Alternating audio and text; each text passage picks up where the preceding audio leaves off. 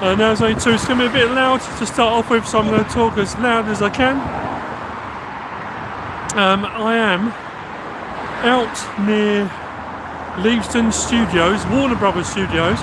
This place has been the epicentre of my life for probably the last 35 years, if not longer. I'm going to turn the camera around in just a moment. I know it's quite noisy, I'm standing on a bridge. Good morning, the bearded one. We'll turn this round. Right, Warner Brothers Studios is just there. This was Leavesden Studios. It was Leavesden Airfield. If I turn around this way, just over there, where those houses are, used to be fields. Hello, hello.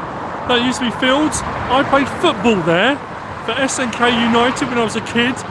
Behind those buildings was where I used to live. This road here, this one used to be here. This one didn't. That never used to be there. I'm going to talk a little bit about Leavesden Aerodrome, Leavesden Studios, talk a bit about my life. If you look over, right off in the distance, was where I went to secondary school. Hello, hello. And I got married right over there in the distance. So as we walk down the hill, let's have a chat about Leavesden Airfield, Leavesden Aerodrome, Leavesden Studios, and then we'll talk about it a little bit more. So, I've literally just started, Lawrence, literally just started. As we walk down the hill, I grew up, like I say, just around here. Thank you very much, Frank. Good morning, good morning, good morning. We've got 55 people in, 11 likes. Come on, there should be 55 likes, shouldn't there? So, yeah, I grew up around here. My parents moved from Luton to here when I was 2 years old. So from 2 years old until 22 years old when I got married. But then my life still kind of existed around here. I'll explain a little bit more about that in a moment. So, as we come down the road never used to carry on here. We're coming up to what used to be the edge of Leavesden Aerodrome, Leavesden Airfield. So when I was growing up, it was an airfield, and at the time it was owned by Rolls-Royce. But before that, let's go back. Let's do some history with MrSealyp. The road used to bend round, and it used to go off over there, which we're going to walk in a moment. And where those traffic lights are now, there used to be a fence that ran right the way across, and that was the side of Leavesden Aerodrome. Leavesden Aerodrome was built in 1940, just after the start of the war, because the Air Ministry needed to build more aircraft. Just up the road from here, in Hatfield, was de Havilland. Good morning, good morning, good morning. And de Havilland were making the de Havilland Mosquito, twin-engined fighter bomber, multi-role type thing at the time. And they needed to make more and didn't have the facilities to make it. So the Air Ministry and the Supply Ministry came here and decided, this lovely little village between Watford and Abertstanley called Leavesden, they were going to build an airfield here. So they built the airfield, they built the production facilities to build Mosquitoes, but because it was expensive, Handley Page, which is also a Hertfordshire-based aircraft manufacturer, came here as well. So they were building Mosquitoes, and Handley Page Halifax bombers were built here during the war. So that carried on right the way through the war, and at one point, this was one of the largest production facilities. It did say in the world. I know definitely in the country it was, for building Mosquitoes and Halifax bombers. So where I'm standing now is pretty much where the fence used to be. Just off to this side here, there used to be like a private airfield. You could go down there and there used to be little aircraft down there, which is pretty cool. But anyway, after the war, de Havilland, based out of Hatfield, bought the airfield. They wanted to use it. Then de Havilland, over the years, they got bought out by Hawker Siddeley, and then Rolls-Royce ended up owning the site.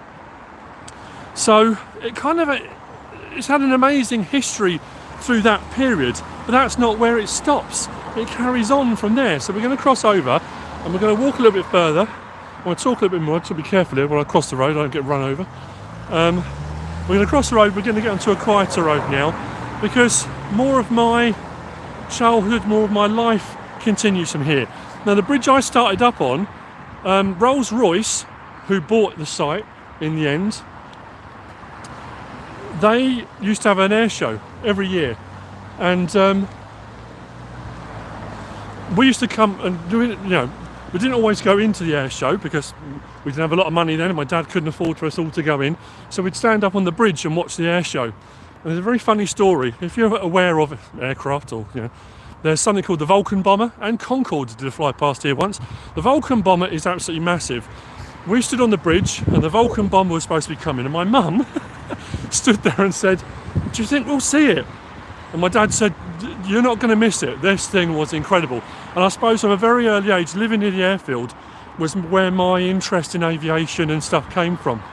So we're going to carry on walking down here. But Rolls-Royce, after buying out, I think, Hawker Siddeley, or buying the site from Hawker Siddeley, they made helicopter engines here. And they made them, I think, for the Gazelle, they made them for the Lynx. Moving forward, they made them for the British version of the Apache, the Merlin, what else did they make? For all different helicopters, which is pretty cool. And what's interesting about all of it, and what fascinates me, but I don't know if it'll fascinate you or not, is how everything becomes really interlinked. Good morning, good morning. Thank you everyone. All 83 of you that are in here. 53 likes, awesome. So I haven't got a farm dog with me today because we're by the road. There's not anywhere I can really let him off the lead today, and I didn't know how long I'll be out for, so he's not with me, he's at home. It's a little bit nippy today actually, a little bit colder than I thought it was going to be. So yeah, growing up around here, if you carry on straight down this road that we're going to walk down, there's a school called Leavesden Green JMI, Leavesden Green Junior Mixed Infants. Now when I was a kid, we had infant school, primary school, secondary school, or juniors and secondary school, and I went to school at Leavesden Green down the road. One of my best friends married a girl. She ended up being the deputy head or the headmistress at the school I went to, Leavesden Green. She was also an air cadet, which I was, which is going to bring me on to the next phase of the walk and talk. The walk I'm doing now, I used to do twice a week, Mondays and Thursdays, down to the local Air Cadet Squadron, because I've said before, I was in the Air Training Corps. So, a little bit about that. Should we talk a little bit about that? I'm going to turn the camera around. On me. There we go. Hello everyone. So yeah, I was an Air Cadet. From the age of 14, I joined the Air Training Corps in 1987. I think it was 1987. And my next door neighbour, his mum wanted him out of the house. So he said, will you come along? So my brother and I went with him, with our parents, because you had to come down with your parents then, to have a look around the squadron. We met the then warrant officer. Thank you for the... No, I like the cap, it's a nice one. We met the then squadron warrant officer Mackay, terrifying man. Hello from Minnesota. Hello everyone. And we joined the Air Training Corps in 1987. So the Air Training Corps. More history, people. There's loads going on. It's great today.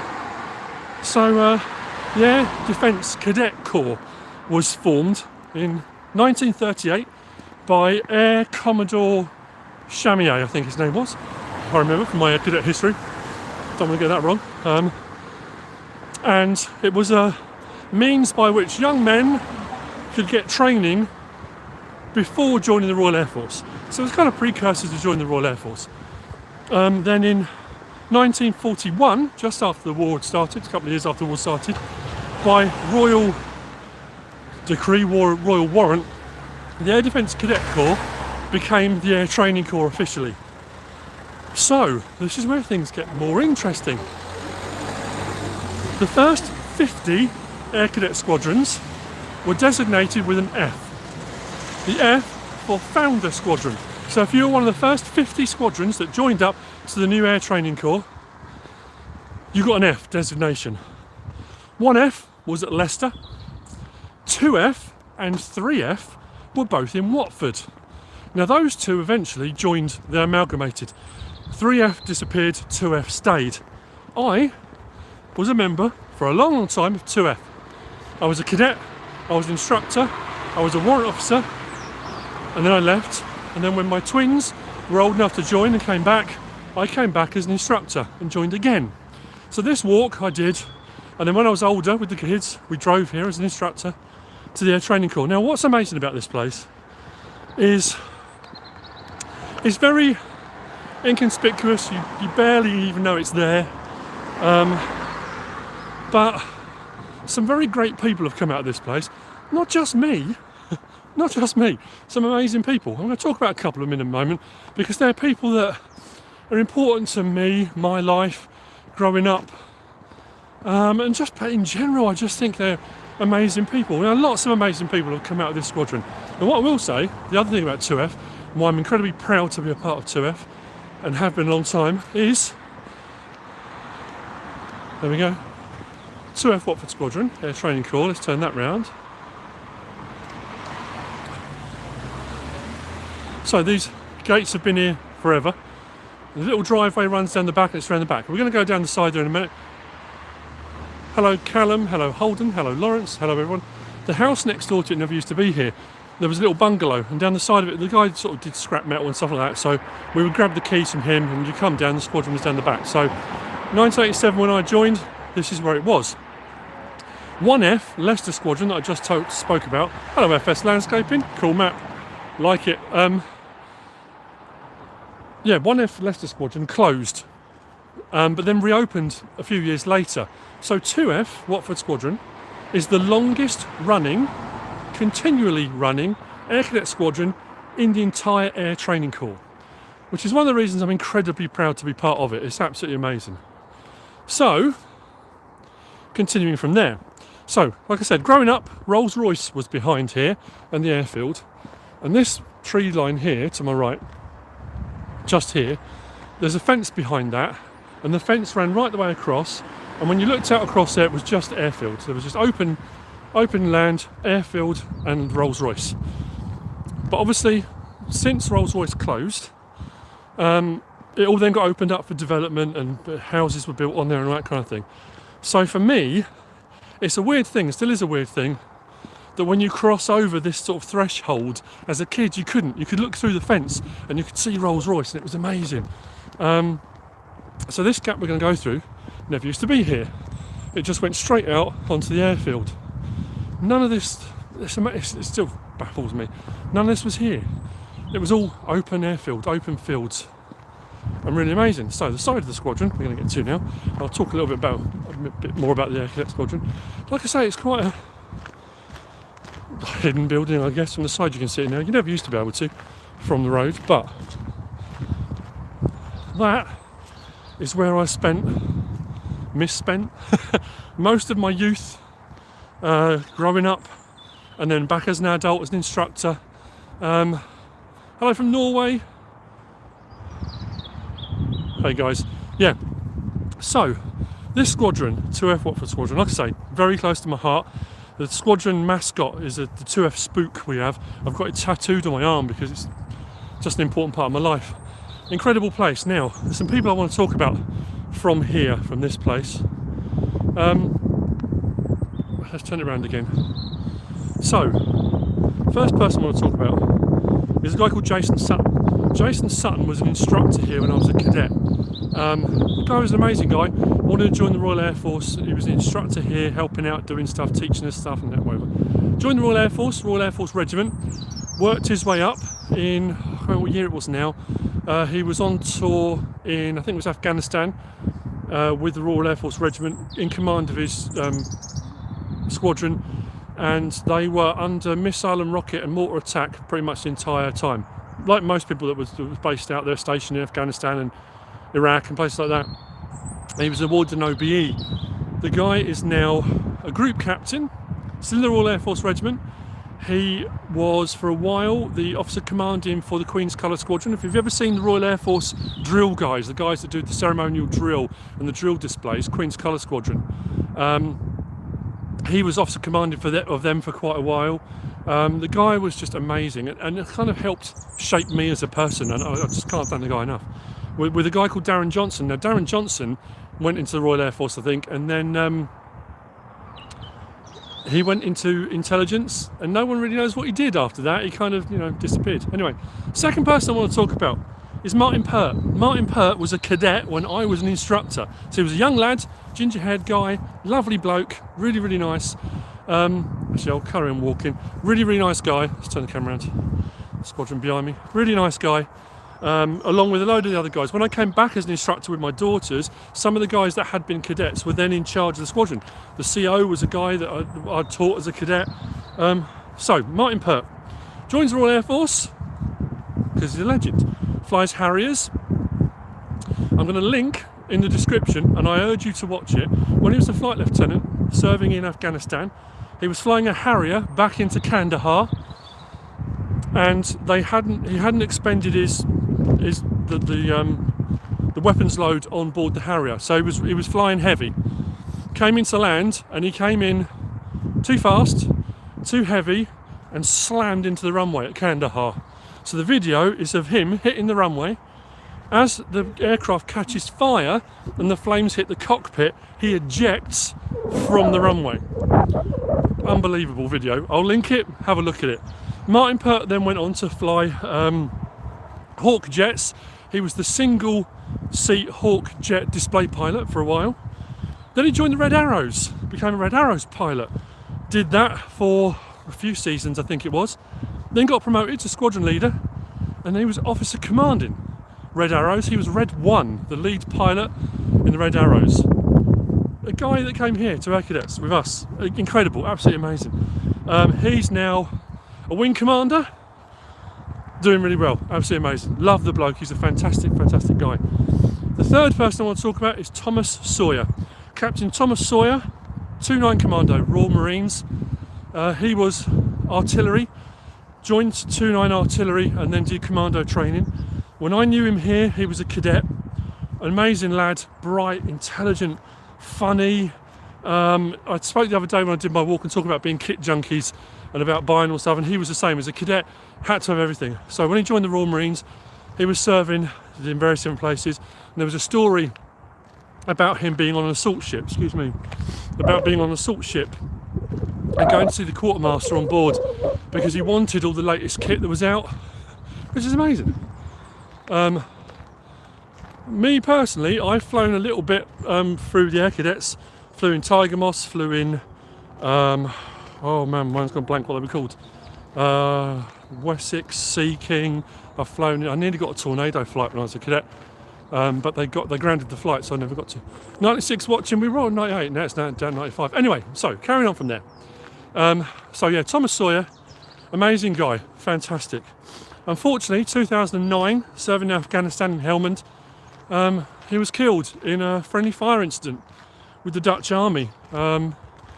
He was spotted on a roof with another commando, and the Dutch Javelin anti-tank team thought they were insurgents and fired on him and killed him. So I remember we went to his funeral in Watford, and there's a road not far from where we live. They built a new road, and they called it Thomas Sawyer Way, which is amazing. So he was out here as well. And the last person I want to talk to, there's loads I could talk about. The last person I want to talk about is one of my dearest friends. The friends I made here as a cadet when I joined in 1987 are still among my best friends in the entire world. But Simon Cooper, he was a CO here for a long time. When I was a sergeant as a cadet, and he was a flight sergeant, and we had all these dreams and aspirations. I wanted to be a warrant officer, he wanted to be the flight lieutenant and run the squadron, and he did. He became the CO, ran the squadron, then he got promoted to squadron leader, he went to wing level, then came back to the squadron. But we used to do fundraising for the Royal Air Force Association, the Royal Air Force Benevolent Fund. We'd do car washing and bag packings and all sorts of stuff. We would go and do car parking at shows and things like that. So, Cato Livestream, cool. The guy is just such an integral part of my life, and those guys, I know I could ring them in a heartbeat with any problem, any emergency, and they would help. They would come and help because they're just those sorts of guys. Now, I said earlier on about the lady that married one of my friends. She married him, Simon Cooper. Now, he's a policeman. If you're American, this is probably going to boggle your mind, but he was a firearms officer. All of our police officers in this country aren't armed. we only have firearms teams. He was a firearms officer for a long time. He's done stuff all over the place. He's now on traffic in the real world. But yeah, absolute legend. I don't know why he hasn't had an OB or something. For the amount of money he's raised over the years, he deserves it. I honestly think, hands down, deserves it. Then there's Steve, Robbo. You know, my memories here are so just amazing, just absolutely gobsmackingly amazing. So yeah, there were some of the people I wanted to talk about, and the air cadets, and some of the silly things I did. But anyway, moving on from there, it's like a map tour or a mod review. Turn it around again. Coming up, we've got Warner Brothers Studios. Now, apologies if I get some of these dates wrong. I hope I don't. So I said about Rolls-Royce, and Rolls-Royce owned the place until the early 90s, and the industry was declining a little bit, so Rolls-Royce sold their interest in the airfield, and it was empty for a long time. And because Simon Cooper, the guy I was just talking about, who became a police officer, he worked here at Rolls-Royce building helicopter engines until they closed it, and then he joined the police force. But he got permission for us to come over here, and we used to do night X's and stuff on the airfield when it was deserted. There was nobody here. Then magic happened. In 1994, Aeon Studios were making GoldenEye, the James Bond film, and the studios at Shepperton and Elstree were fully booked. They couldn't use them, and they needed to start production. So somebody said, why don't you come here to Leavesden? They've got big hangars, you can use the space, it'll work really well. So they did. They came and they filmed GoldenEye here at the studios. So, as an air cadet, because Simon had contacts here, we came over here, the cadet squadron. MrSealyp was an instructor at the squadron as well, because we had female cadets on the squadron at that point. By I think 1988, we had female cadets joined the Air Training Corps. Big step forward. The Air Training Corps then got renamed to Royal Air Force Air Cadets as it kind of moved on. But anyway, that aside, we came over here while they were filming GoldenEye. And I've probably mentioned it before. We went into the hangars. They were filming the bit where they were sliding down the Arecibo satellite dish. We then came out, they had the whole St. Petersburg street, and they had a tank coming down the road, and the little cars it crashed over. We watched all the filming of that. It was just incredible. Just honestly amazing. So anyway, that was GoldenEye. Then in 1997, something else happened. Whether you like it or not, the Star Wars prequels, the first of those, The Phantom Menace in 1997, was filmed here at Leavesden Studios. And that was when, I think it was Heyday Films, on behalf of Warner Brothers, started looking at whether or not they could purchase the site as a studio. So that's what they were hoping to do. And then they filmed Sleepy Hollow. I mean, the list of films they've made here is staggering. But then in 2000, the magic happened. They filmed the first Harry Potter. And over the next 10 years, all of them were filmed here, or based out of here, but they were mostly filmed here. There's another lovely little story right over the back, and you won't be able to see it from here, but all the sets and stuff go up and come down, and you can see sort of scaffolding and stuff in the distance. When they were filming Goblet of Fire, I think it was Goblet of Fire, when they go to the Quidditch World Cup and they've got all the tents and stuff, my dad took my kids for a walk out around the perimeter of the airfield and down a road called Gypsy Lane, and they could see all the tents, all the stuff set up. My kids, when they came back, they were buzzing. And then to them watch the film and see it, and they're all going, oh, we saw that, you know, it's amazing. And living so close to it. Now, I've only been there once. That was when they were just introducing the Fantastic Beasts stuff. The place is astoundingly good. It's an amazing place to watch.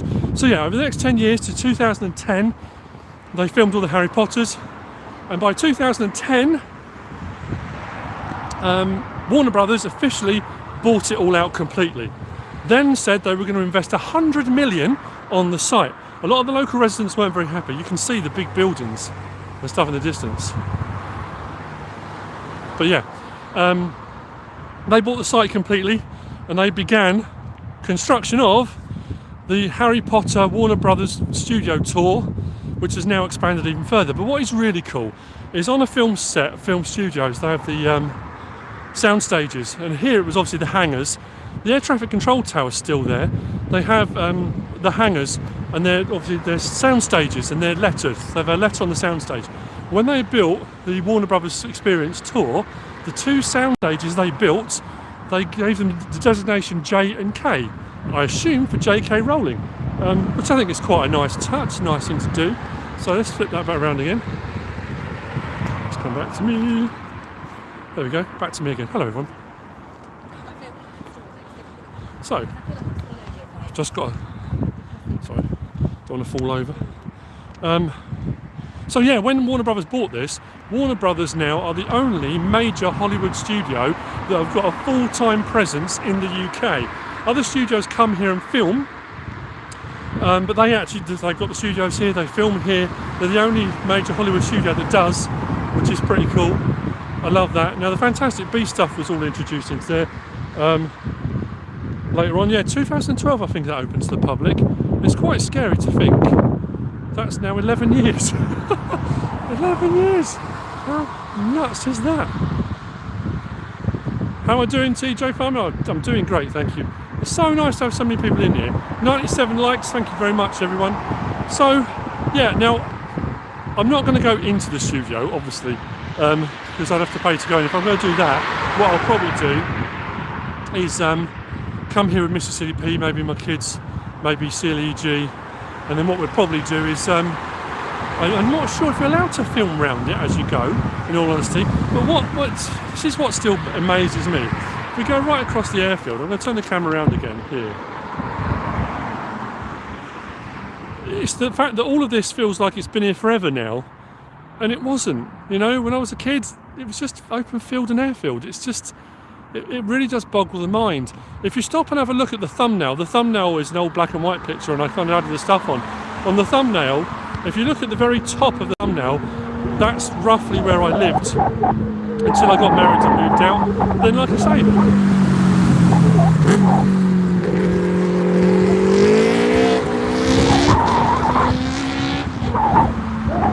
like that.